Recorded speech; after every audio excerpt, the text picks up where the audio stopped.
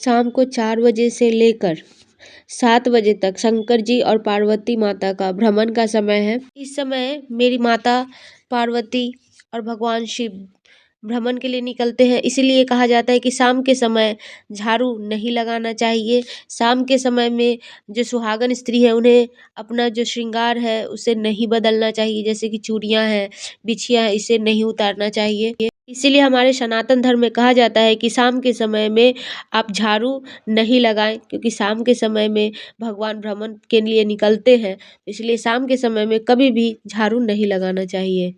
शाम के समय सुहागन स्त्री को सिंदूर नहीं लगाना चाहिए। शाम के समय सुहागन स्त्रियों को बाल नहीं बांधना चाहिए। शाम के समय भी कभी भी भोजन नहीं करना चाहिए और शाम के समय कभी भी अपने चौखट के ऊपर आप नहीं बैठे, ये बहुत अशुभ माना जाता है। तो दोस्तों, आप लोग सोच रहे होंगे कि ये क्यों करना चाहिए। एक दिन माता पार्वती ने शंकर जी से पूछा कि रोज प्रदोष काल में तुम मुझे लेकर भ्रमण के लिए निकल जाते हो, तो इसका कारण क्या है। उन्होंने शंकर जी से, अपने प्रभु से सवाल किया। तब भगवान शिव ने कहा कि जब प्रदोष काल में मैं बाहर निकलता हूँ, तब मंदिर में कोई भी मेरा भक्त आता है, तब नंदी मेरे वहाँ पे उपस्थित रहता है। और कोई भी भक्त जब नंदी के जाके कान में कहता है कि भगवान शिव से कहना कि मैं उनके दर्शन करने आया था या आई थी, तब नंदी मुझे बताता है और मैं उसके अनुसार उस भक्त के घर जाता हूँ। तब शिव जी ने कहा कि जब मुझे कोई भक्त आवाहन करके जाता है, तब जब मैं शाम के समय उनके घर के तरफ का रुख करता हूँ, तब तुम्हारा काम है, माता पार्वती से कहते हैं कि तब तुम्हारा काम है कि उनके घर की स्त्रियों को सदा सुहागन होने का आशीर्वाद देना, उनको ये फल देना।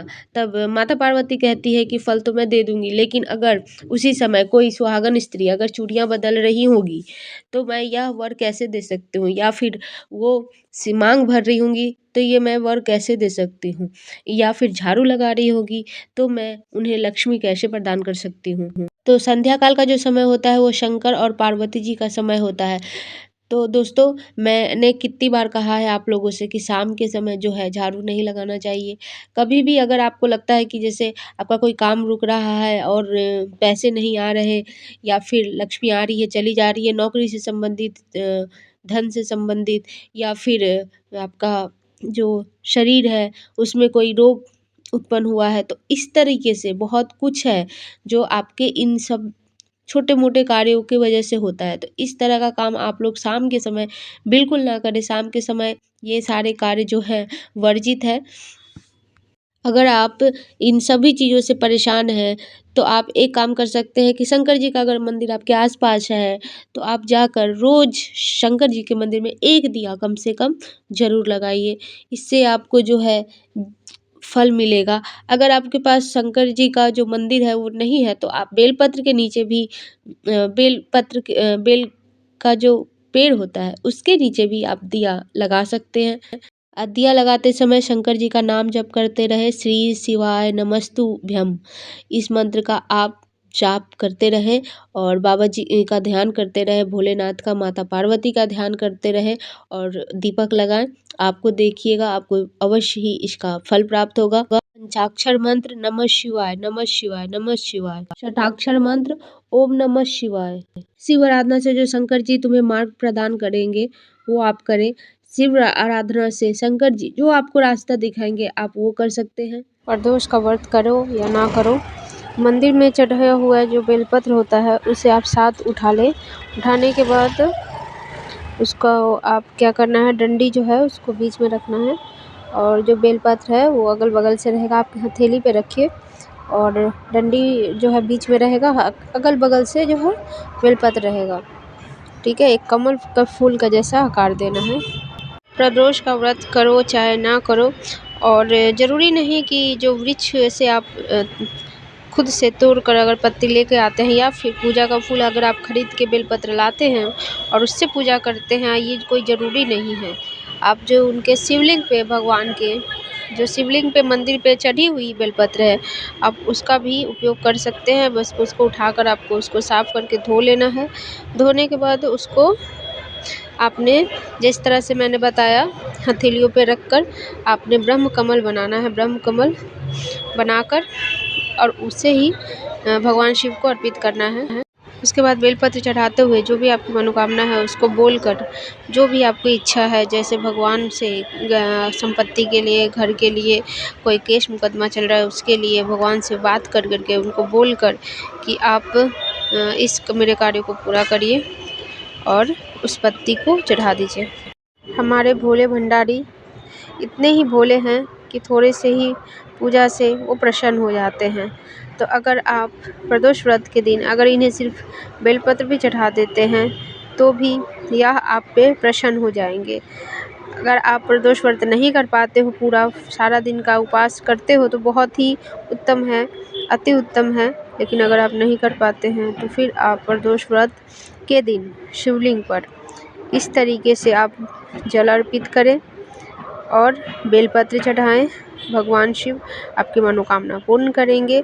और उसके साथ साथ ये मंत्र का जाप करें। मंत्र है श्री शिवाय नमस्तोभ्यम, श्री शिवाय नमस्तोभ्यम, श्री शिवाय नमस्तोभ्यम, श्री शिवाय नमस्तोभ्यम। इस मंत्र का आपको जाप करते हुए हम जो हमारे शिवलिंग है, शिवलिंग पे आपको जल और बेलपत्र अर्पित करना है। और जब आप ये ब्रह्म पुष्प बना रहे होते हैं तो उस टाइम भी आपने ये मंत्र का उच्चारण करते रहना। मंत्र उच्चारण करते हुए ये पुष्प का जो उपाय है उसको करना है। देखिएगा भगवान आपसे जल्दी ही प्रसन्न होंगे।